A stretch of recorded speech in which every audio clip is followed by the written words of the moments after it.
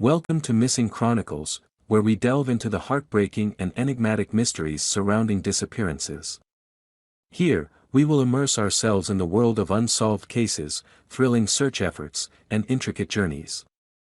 The goal of this channel is to spread awareness, foster community connections, and provide support to the families and loved ones of the missing. Join me as we embark on a suspenseful journey, hoping to uncover the truth behind these missing chronicles. Help us sustain and grow Missing Chronicles by becoming a patron on Patreon. Your contribution ensures that we can continue our investigations, share compelling stories, and work towards a world where no one is forgotten. Join us in making a lasting impact today.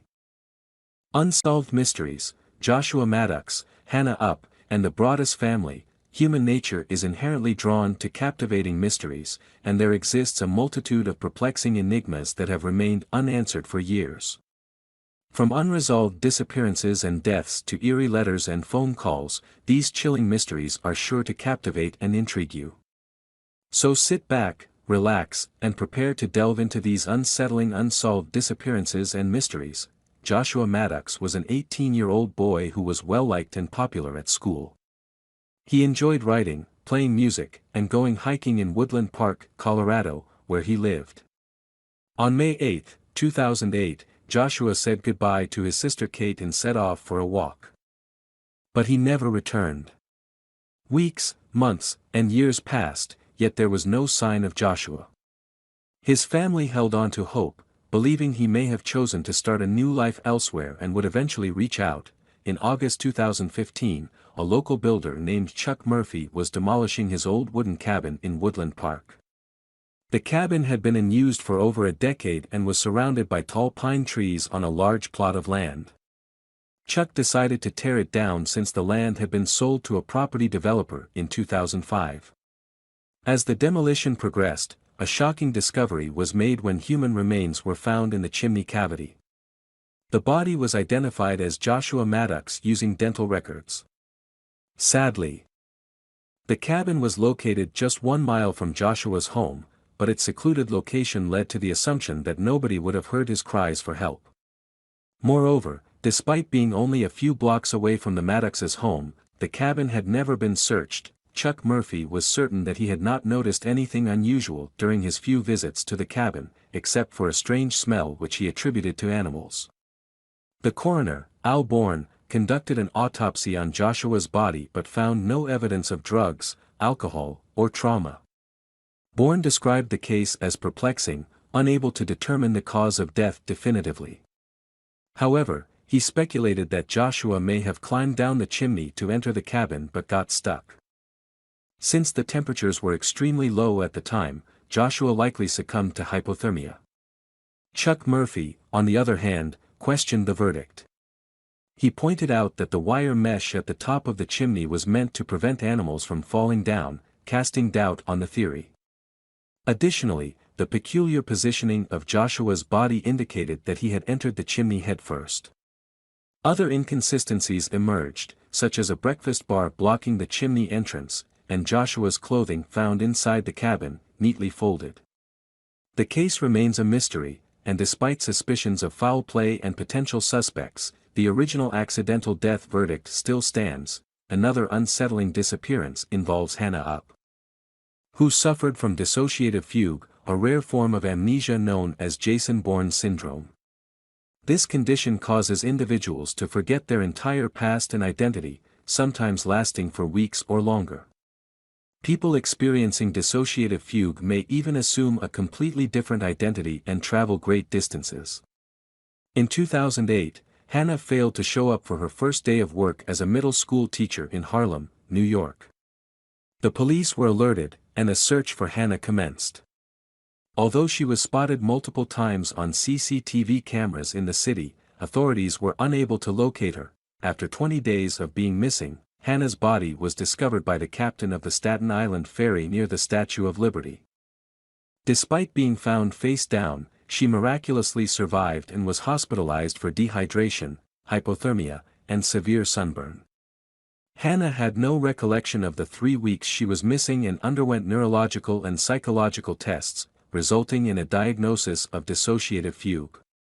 In 2010, Hana moved from New York to Kensington, Maryland, and began working as a teaching assistant.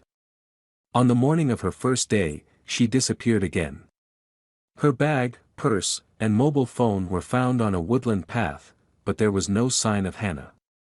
She later contacted her mother, Barbara, from a muddy stream over an hour's walk away from her workplace. Hana couldn't remember how she ended up there.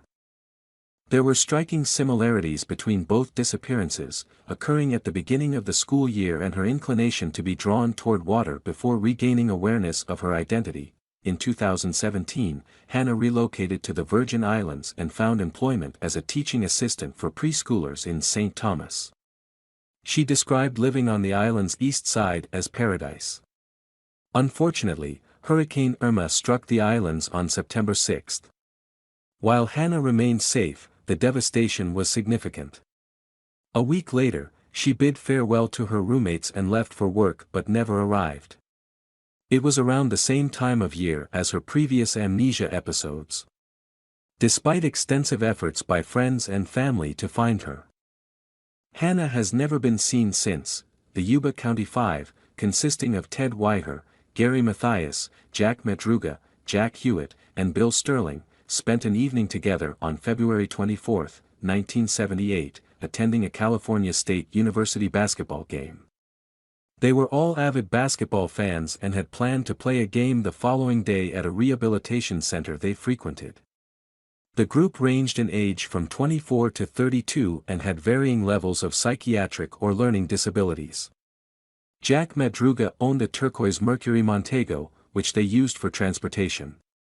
After the game ended around 10 p.m., instead of heading south towards home, the car inexplicably traveled east for approximately 70 miles. That same night, Joseph Jones was driving into Plumas National Forest when his car got stuck in the snow. He tried to push the car but suddenly felt a sharp pain in his chest, leading to a heart attack. Weakened and unable to move, he sat back in the car, hoping someone would come along. Soon, he saw two sets of headlights approaching from behind, one from a car and the other from a pickup truck. Too weak to get out of the car, Joseph watched as both vehicles passed by and disappeared around a bend. Approximately 30 minutes later, he heard whistling and gathered enough strength to investigate. He stumbled upon a car parked at the side of the road, with several figures standing in front, one of whom appeared to be holding a baby. Joseph called out for help, but the group ignored him and turned off the car's headlights, leaving him in distress. Returning to his car, he noticed torchlights moving around in the forest. Each time he called for help, the lights were extinguished. At 4 a.m., his car's engine died, and Joseph set out on foot. He passed the parked turquoise Mercury, but there was no sign of any people he had seen earlier. Despite his heart attack, Joseph walked 5 miles to a lodge, where he received assistance and was eventually driven home. The 5 boys from the Yuba County Five, Ted Weiher, Gary Mathias, Jack Madruga, Jack Hewitt, and Bill Sterling, never returned home. A search began, and Joseph Jones read about their disappearance in the newspapers. He reported what he had witnessed to the police, but they dismissed it, considering it a product of distress. The abandoned Mercury car was found at the stated location, but the search party found no trace of the boys. Months later, in June 1978, a group of bikers discovered a Forest Service trailer at a campsite 19 miles away from the car. Inside, they found the emaciated body of Ted Weiher, missing his shoes, exposing frostbitten feet. Surprisingly, Ted had not consumed any of the canned food in the trailer or used the available propane tank for heat. The growth of his beard indicated that he had been there for 8 to 13 weeks. The police were notified, and they eventually found the bodies of Sterling, Madruga, and Hewitt, just over 4 miles away. However, there was no sign of Gary Mathias, except for his tennis shoes left behind in the trailer. It appeared that he had exchanged them for Ted's leather shoes. Why did the group venture into the forest instead of returning home? Did they stumble upon the trailer accidentally, or were they led there? The woman and child Joseph had seen remained unidentified. To this day, the case remains an unsolved mystery, in Westfield, New Jersey, an unsettling mystery unfolded involving the Westfield Watcher. After Derek and Maria Broaddus purchased 657 Boulevard, an impressive Victorian mansion, they received an anonymous letter addressed to the new owner. The letter, dated June 4, was written before the house sale became public. It welcomed the new neighbor but carried a sinister tone. The sender claimed to be in charge of watching and waiting for the house's second coming, continuing a family tradition that had been ongoing for decades. The letter questioned the Broaddus family's knowledge of the house's history, what secrets lie within its walls, and why they had chosen to move there. The anonymous writer alluded to observing the family and mentioned their children, indicating a malevolent interest. The letter left the Broaddus family fearful and unable to move into their dream home. Despite involving a former FBI agent, a private investigator, and a forensic linguist, no one could identify the mysterious sender. The Broaddus family decided to put the house back on the market but was unable to sell due to the rumors that spread. Consequently, they had to resort to renting it out. However, 2 weeks after the renters moved in, another letter arrived. This time, it threatened harm to the family, mentioning car accidents and fires causing the death of loved ones. The sinister writer claimed that the house and the watcher despised the Broaddus family, escalating their fear. Although extensive efforts were made to uncover the identity of the watcher, the mystery remains unsolved. Thank you for watching Missing Chronicles. We have explored captivating stories and searched for answers behind the vanished. Don't forget to hit the subscribe button to stay updated with our latest videos. Share these videos to spread the message and assist affected families and loved ones. If you have any information related to the cases we've discussed, please leave them in the comments section. Together, we can make a difference. See you in the next Missing Chronicles.